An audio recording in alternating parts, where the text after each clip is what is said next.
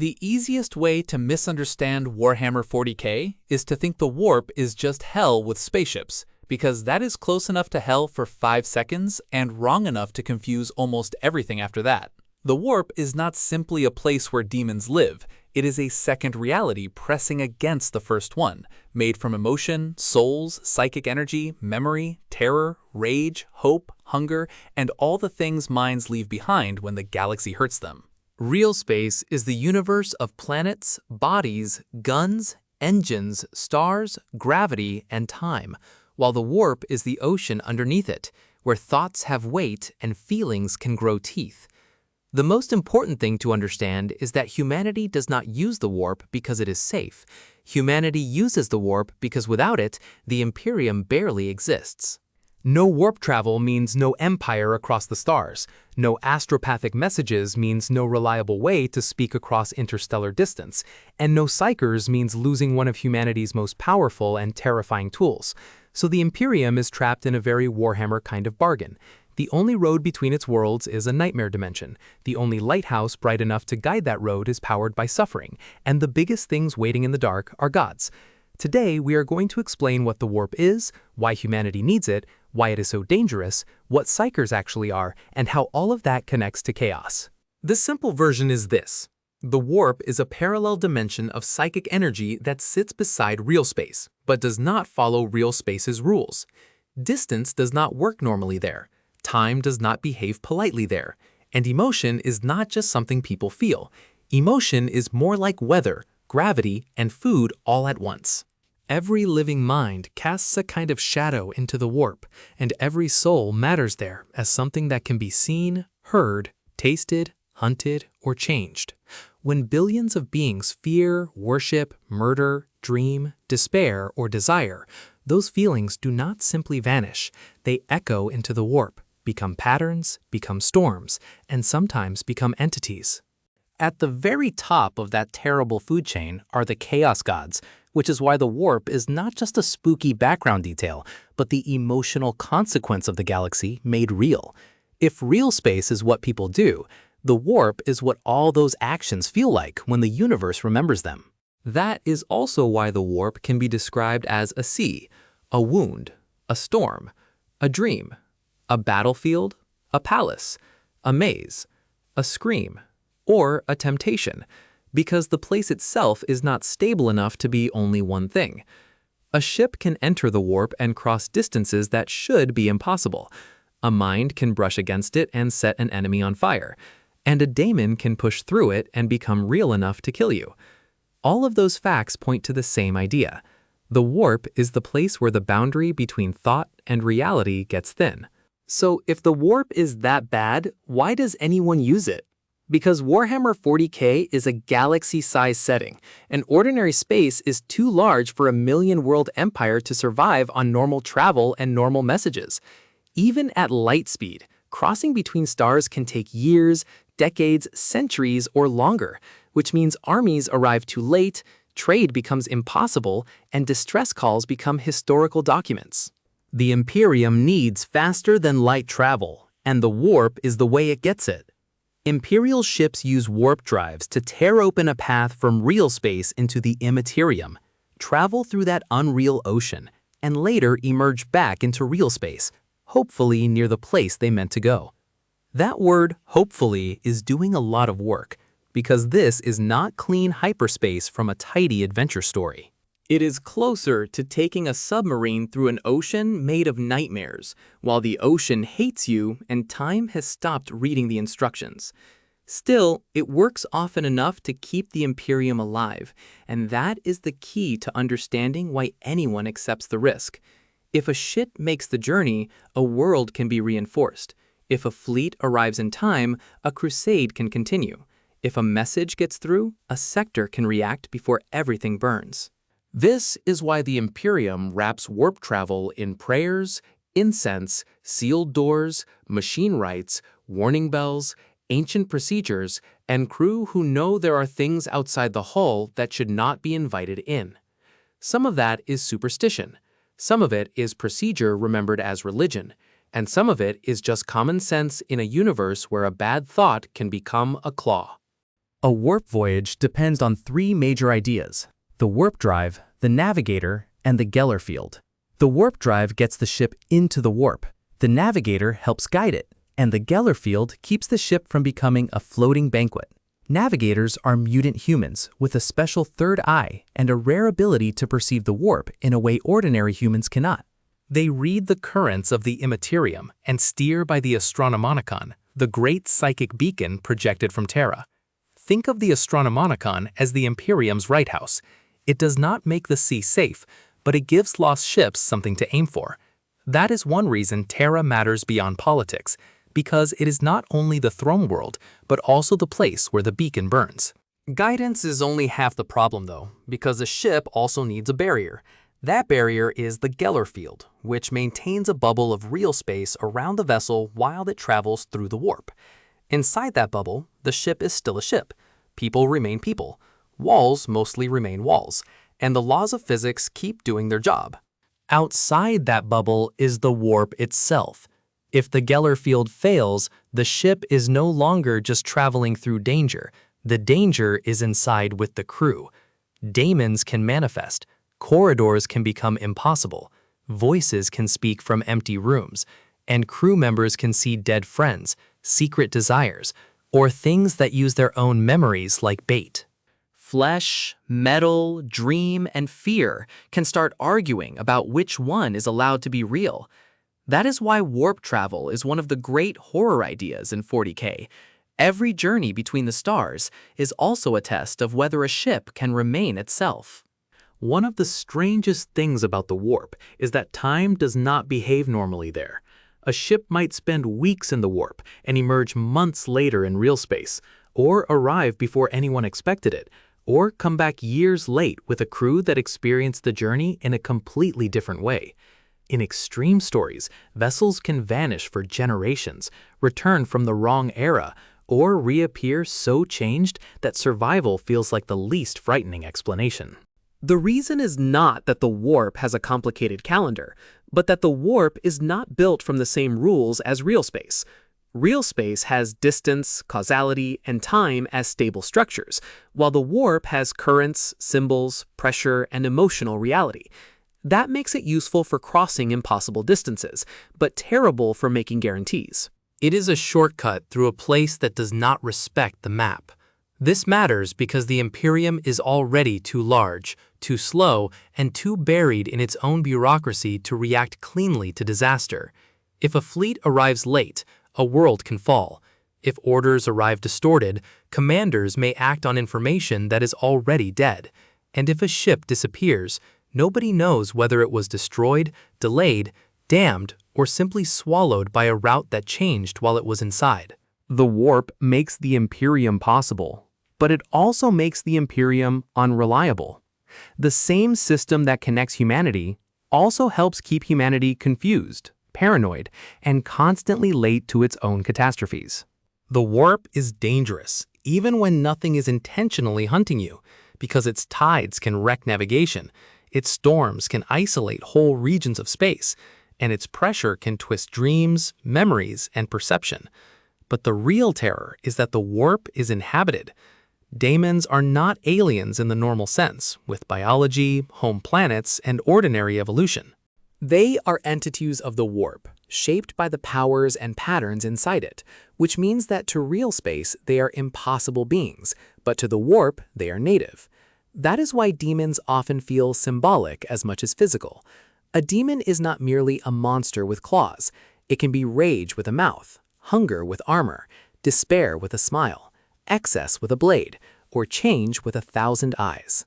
When a demon manifests in real space, it is not calmly crossing a border. It is pushing an unreal existence into a universe that resists it, usually through weakness, ritual, psychic power, mass death, possession, or a place where reality has already been damaged. The warp wants in, real space pushes back, and the battlefield is the gap between them. For ordinary humans, even seeing too much can be dangerous, because the mind is not built to process something that is both a predator and an idea. Fear is not just a reaction around daemons. Fear can become part of the door. That is why 40K treats ignorance, ritual, censorship, and terror as tools of survival, not just oppression. They are ugly tools, and they are often abused, but the universe is also ugly enough that knowing the wrong truth can get inside your head and start knocking. Psykers are people who can touch the warp directly, which makes them some of the most valuable beings in the Imperium and some of the most feared. A Psyker might read minds, send messages, see possible futures, shield allies, break machines, hurl lightning, burn enemies, or tear open reality in ways that should not be possible. All of that power comes from the same place daemons swim in, and that is the problem. A Psyker is not just a wizard with a different costume. A Psyker is a person whose soul has a louder signal in the warp. That signal can be used, but it can also be noticed. The more powerful the Psyker, the brighter the flame. And in a universe full of things that hunt flames, brightness is not always a gift. This is why the Imperium fears untrained Psykers so much. An unstable Psyker can become a doorway, lose control and kill everyone nearby, attract demonic attention, become possessed, or dream something that answers back. From a modern moral view, the Imperium's treatment of Psykers is horrifying, but from inside the setting, the fear has a reason. One frightened, untrained, unlucky mind can become a disaster for an entire settlement. That tension is very 40K, because Psykers are victims, weapons, prophets, batteries, outcasts, saints, and security threats, often at the same time. The Imperium needs them and hates needing them, so it builds institutions to find them, sort them, control them, use them, sacrifice them, or kill them before something worse happens. Astropaths showed the bargain clearly. They are Psykers trained and conditioned to send messages across the warp, and without them, the Imperium cannot coordinate at galactic scale. Planets would be cut off from orders, cries for help would crawl through normal space too slowly to matter, and the million-world empire would become a million local tragedies. But astropathic communication is not like sending an email. It is psychic transmission through a hostile dimension, so messages can be symbolic, painful, distorted, delayed, misread, or wrapped in images that only trained minds can interpret. The Imperium answers that danger with ritual, hierarchy, and brutal control.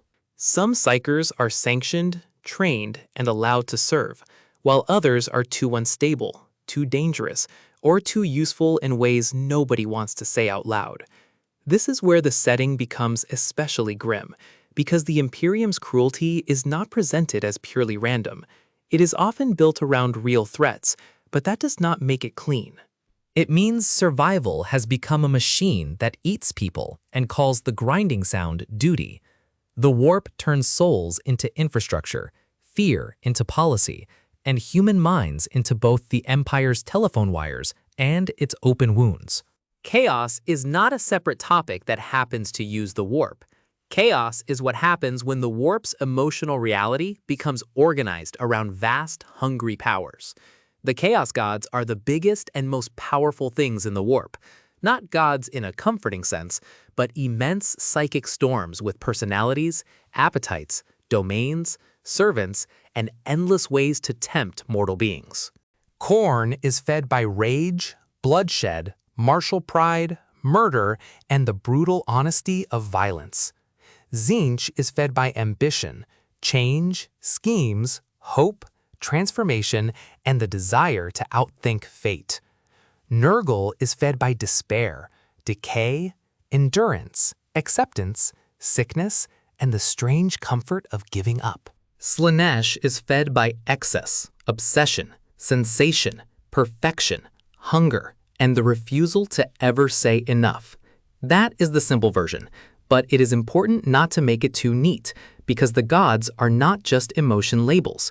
They are vast patterns of mortal experience that have become predatory, and they grow wherever those patterns grow.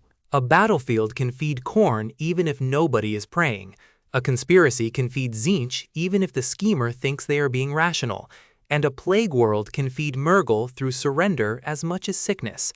An artist, warrior, ruler, or addict chasing the next impossible peak can slide towards Slaanesh long before they name the thing calling them. That is why chaos is so dangerous. It starts with things mortals understand: anger, hope, fear, pain, ambition, love twisted into possession, survival twisted into surrender, discipline twisted into slaughter. Then it offers meaning, power, relief, revenge, beauty, certainty, or freedom. And the payment is usually yourself. A common question is whether the warp is evil. The best answer is that the warp is not evil in the same way a villain is evil, because it is not a person in a chair making one bad decision at a time. It is a psychic ecosystem shaped by what living beings pour into it. But in the 41st millennium, that ecosystem is poisoned almost beyond recognition. The galaxy is full of war, fear, oppression, sacrifice, hatred, obsession, and despair. And all of those things echo in the warp. Then the warp echoes back. People suffer, the warp grows darker, demons become stronger, mortal societies become more frightened and cruel, and that desperation creates even more suffering. The circle tightens until the nightmare is not only outside humanity, but also built from humanity and every other psychic species that has screamed into the dark for millions of years. The warp is the galaxy's emotional history, and history in Warhammer 40K is mostly a crime scene. That is why the Emperor's dream was partly an answer to the warp. He wanted a human future that did not depend on superstition, demonic influence, and uncontrolled psychic disaster, especially as humanity became more psychic over time. The Imperial Truth tried to deny gods and strip religion from human civilization, which can be read as a defensive measure as well as a political project. If belief and worship can strengthen warp powers, then starving those powers of worship sounds logical. The problem is that denial is not the same as understanding. Telling people there are no gods does not make the warp harmless, and it may leave them less prepared when something from the dark starts speaking in a friendly voice. That is part of the tragedy of the Horus heresy. The Imperium tried to build a future over a buried truth, and then the buried truth reached up and dragged half the galaxy down with it. Once you understand the warp, a lot of the setting stops feeling random. Travel is unreliable because every starship route crosses a dimension where time and distance are unstable. Psykers are treated like walking disasters because some of them are. Demons are censored because knowledge can attract attention, and attention can be fatal. Religion matters in a science fiction setting because belief is not merely private. In this universe, belief can have consequences. The Chaos Gods are hard to defeat because you cannot simply shoot the emotions that feed them. You can kill cultists, ban books, burn worlds, and purge armies, but rage, despair, ambition, and desire remain part of mortal life. Chaos does not need every person to worship it openly.